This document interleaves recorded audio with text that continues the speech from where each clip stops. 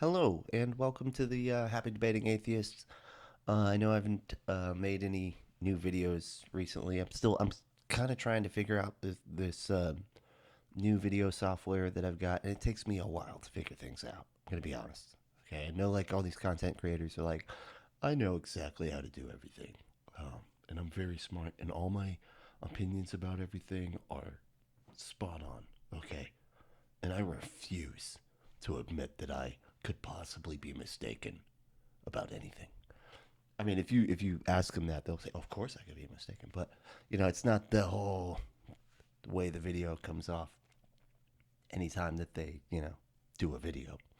But I'm fairly new to all this. I've only been an atheist for about 4 years, so it's fairly new, and I'm perfectly willing to tell you straight up, I'm not that bright. I'm really not. I enjoy learning about this stuff now, but I hadn't before. But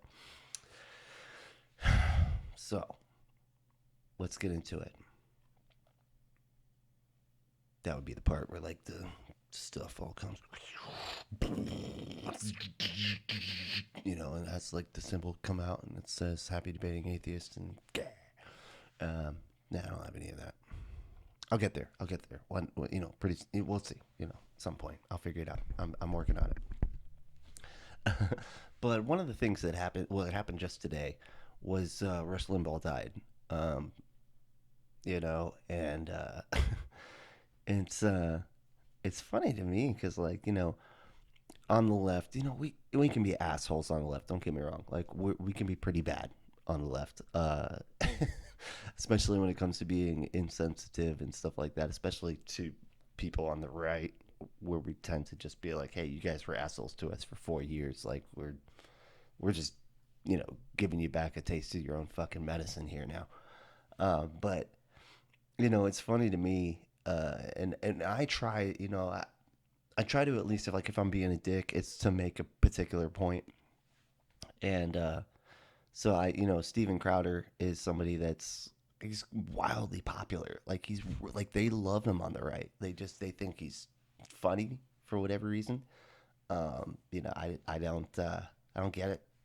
Uh, he's usually just being a dick. And I guess that, and they say like, Noah said something about this the other day when we were talking. It was said it, uh, what, like 50% or something of comedy is surprise, and it's just, oh, I didn't think you'd ever be that big of a dick, you know, and it's like that Tosh point oh, just I'm just saying what I'm thinking, kind of thing. And he does a lot of that type of stuff, but he's kind of been going on about this Rush Limbaugh thing, and he was like saying that uh, the people on the left are gonna be mean, and I'm like, I'm actually glad that they're reveling in this tragedy or whatever, because they are afraid of him for being such a strong, great man or whatever, and it actually wasn't that tweet that I replied to. He did another one that just said, somebody else had tweeted that he died, and he was like, no opinion, I guess. Uh, but I responded to that one and I said, let's go ahead and do what you guys love to do when a black person gets shot by the police. Okay? Let's go ahead and do that, right? Let's just let's just flip this for a second here. Okay, y'all love to do it when a black person gets killed by the police and be like, well, he was actually on fentanyl, so he deserved it. He was on drugs, so fuck that guy. Fuck it. He had a record. He had a record. Well, guess what? Rush Limbaugh has a fucking record, dude. He's a fucking criminal, and he was a drug addict, and he smoked cigars, and he died of lung cancer. Yeah. So where's all the personal response? He deserved it, right? He deserved the fucking cancer, right? Because he, wasn't taking personal responsibility, right? Right? Right? Where you at? No. Oh no. Now the person was. Oh, now we're just being cruel, huh? Huh. That's kind of funny.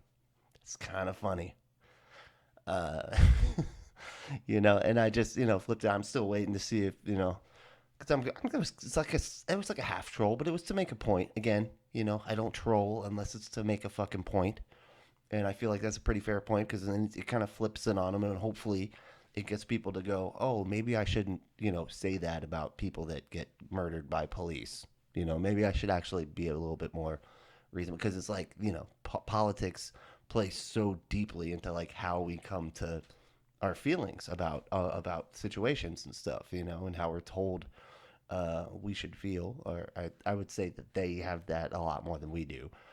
Um, but yeah, that was I wanted to throw that out there real quick at first. The other thing I wanted to talk about was I had a conversation not too long ago with my dad, and that was it was kind of weird. It was very weird because all I did, and this is all I did, was ask him, how what did he think about the whole fucking insurrection thing.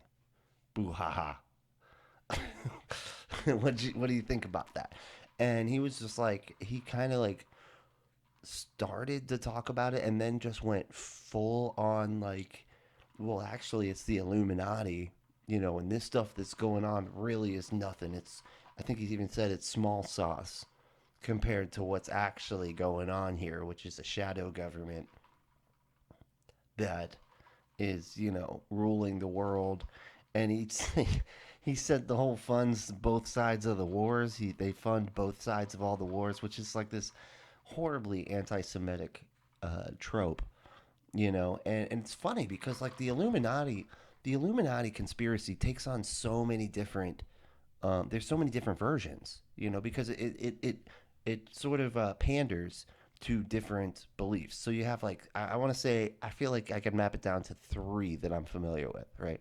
So there's the first one that I used to believe, and this is the one that my dad was into, is the Bible prophecy one, right? Because if you look around and you're seeing reality the way it's happening and everything, none of the prophecies are actually coming true. Like just so what the Illuminati conspiracy does is it makes it like it actually is happening, but it's all a secret. They're covering it up, man. The Antichrist, all this, the one world currency, the chip, all this stuff is actually happening, but they're covering it up, man. You can't see it. It's secret. Only I know about it. Okay, because like I'm in the know. You know, I got the inside track. And so that's the one that he finds compelling because it panders to the beliefs that he feels like he needs to be true. He needs to have these beliefs be true. So it placates to that like a lot. But the second one is racism. If you're a racist, you don't want to have to feel sorry for the people that you hate, right? And who would that be? Well, Jewish people. Well, it just so happens that the 13 families of the Illuminati all just sort of happen to be Jewish. I know. It's crazy. It's so weird that it works that way. And he even said like some of the things that the support like funding both sides of wars, and that the Illuminati does that, right? Well, is again a pandering to the racists, but he's not even into that. Like I don't really think that he's an anti-Semite. I don't think he likes a lot of Jewish people necessarily. Like he thinks they're wrong and killed Jesus and all that shit. But I don't think he's like he's not like how the racists are. You know what I mean? It's just something that slipped in from that other version of that conspiracy. It slipped into to his. With the Bible prophecy stuff. So it was interesting to see, to hear that because I'm like, oh, that's the racist version of the Illuminati, conspiracy, and so it was interesting but yeah, so I mean and basically it's for them to say that the Jewish people didn't suffer. I mean, they maybe they suffered from the war, but the 6 million Jews that died in the Holocaust, that's all overblown. Those numbers are inflated. It's more like a couple thousand, maybe. Stuff like that, right? And then simultaneously, but they're rich and powerful and actually ruling the world, and they fund both sides of the wars. So really, they're responsible for all the wars.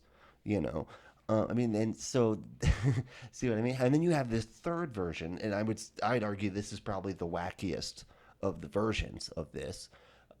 Is the reptilian humanoid? Uh, I can't even say it with like a straight face. It's just so stupid. The David Icke, whole thing, where these shape shifting uh, reptilian humanoids, these lizard people that can shapeshift, are the Illuminati, right? And they all just again happen to have Jewish names, and they're the 13 families and all this and that and the other. But they work with the tall whites and the grays and all this other stuff, and they're looking for monatomic gold, um, which is really odd because gold is a base element, so it doesn't have more than one. Anyway, it's just, but they think it's a special kind of gold for whatever reason because they don't understand how base elements work. But no, it's just so funny. Like, no, but this kind's monatomic. Like, all gold is monatomic. What are you talking? Like, as one atom? Like, never mind. But but they think that's something really really special. And from what I heard, I thought they said that the reptilians actually eat the gold. They don't use it to buy and sell and stuff like they eat it. Now maybe I'm wrong about that. I could be mistaken, but I could have sworn I read that in a David Icke a thread of some sort.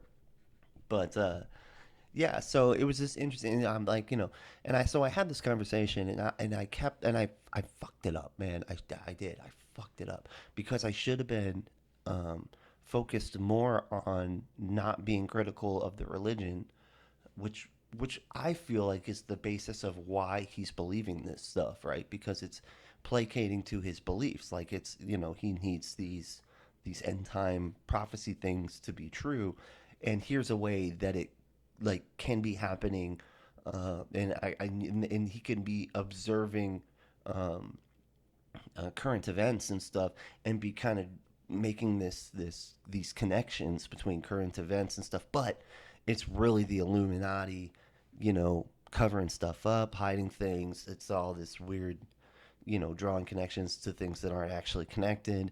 But if you make this narrative, that they're setting up a global world, a global currency and a global government and all that stuff, and they're doing it, but they're doing it behind closed doors, and all these things are to get the people on board with that. That's sort of why these things are happening, and that's the narrative, that's the thread you're kind of spinning there. It gets you to uh, this place where you can feel like the thing that you really feel like you need to believe is true, and not only that, it relates to the current events that are happening, right? And you have like the inside track on what's going on. And so, yeah, I feel like he kind of.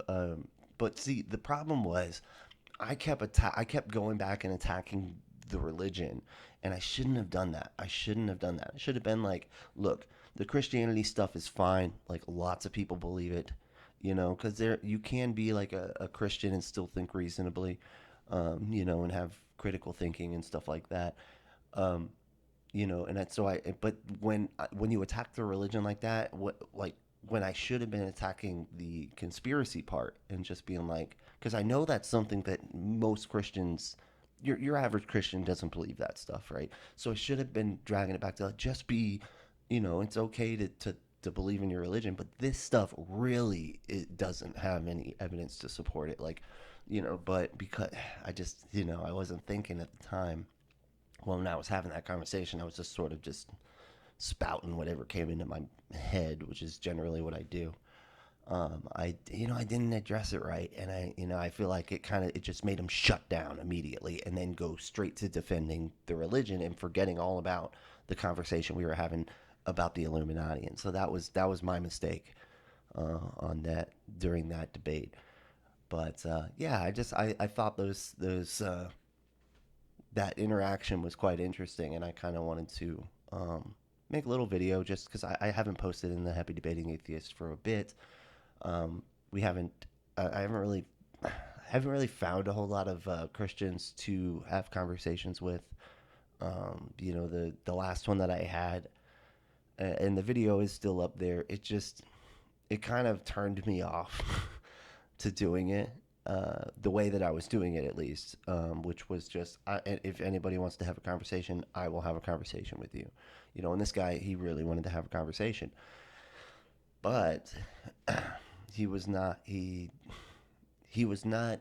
I felt bad.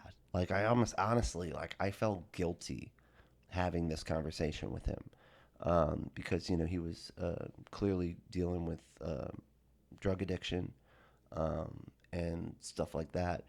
And so it kind of made me, and he didn't really understand what I was saying, like the arguments that I was making and stuff like that against, like, what I mean. It was like he kind of was getting there, but then it was just like, well, this helps me, so it helps me stay on track and stuff. And I almost kind of didn't want, like, if that was helping him to stay on track, like I kind of want him to keep staying on track, because I don't want him to go back to doing drugs. You know what I mean? And so I, it just kind of, I was like, fuck, I gotta figure out a way to make sure that the people I have on the show are, like, not just, people that are struggling, with stuff like that, and are, kind of just going to religion because that's possibly the only options that they have, at that point. So I don't know. I just, it kind of made me just sort of want to stop and reevaluate what I was doing, you know. And so I just need a way to get more people that are Christians, that are apologists, and understand, their apologetics and their arguments and things like that, at least to a degree that we can have a conversation where we're actually talking about um, more than, well, it just makes me feel good, and I feel like I need this to stay off drugs. Like that's not a great. I can't, we can't really do much with that. I mean, that's like, it's just a personal, um, and I could go back to, well, does that make it true? And I could, like, walk him through that whole thing. But is that a good idea if somebody's on that, struggling with those sort of things that could lead to them dying, by the way, if they go back, and maybe get all muddled in their head and go, oh, maybe it isn't true. I better just go do drugs. Like, I don't want to do that to anybody, because I've lost too many friends to drugs, and I'm just not, I'm not going to do that. If something's working for you, even temporarily, like, I want you to keep doing it. I'll encourage you to go get help through the medical system, you know, and go through, therapists and stuff like that, because that's honestly what helped me. I got off that opiates and stuff that way. It took me leaving religion, though, and being like, okay, I guess I will actually listen to the therapist instead of just going, no, I'm just not Jesus and good enough. That was my only problem. No. Once I was like, oh, none of that stuff's true. Maybe I should try the medical, the scientific methods to get off of drugs. Maybe I should just give that a shot, and actually listen to my therapist instead of acting like I know better than a therapist. And it actually ended up working. I've been clean for almost 2 years. This summer will be 2 years, so a couple months. So it's yeah. But thanks for hanging out. I just wanted to kind of lay this here. I am going to be putting out more videos and just doing sort of this sort of thing until I can find somebody that wants to wants to talk to me. That actually, that is not a flight risk for getting hurt. If I convince them of something. You know what I mean? So I just kind of wanted to lay that here. But thanks for watching. This is a Happy Debating Atheist, and like and subscribe. Smash that button, y'all. Smash that bell. So weird doing that.